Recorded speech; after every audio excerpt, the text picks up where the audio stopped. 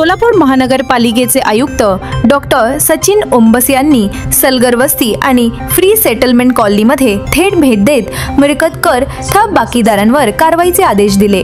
कर न भरलेल्या नागरिक व व्यावसायिकांना तात्काळ नोटीस बजावण्याचे निर्देश संबंधित विभागाला देण्यात आले। पाहणी दरम्यान आयुक्तांनी शाळा, दुकानं, मेडिकल्स यांच्याशी संवाद साधत कर भरण्याचे आवाहन केले। अधिकृत मंजुरीशिवाय झालेल्या वाढीव बांधकामांवर मिळकत कर लावावा आणि आवश्यक असल्यास कायदेशीर कारवाई करावी असे निर्देश त्यांनी दिले। वारंवार सूचना देऊनही कर न भरणाऱ्यांना अंतिम नोटीस देऊन ठराविक कालावधीत कर न भरल्यास मालमत्ता सील करण्याचे आदेशही त्यांनी दिले।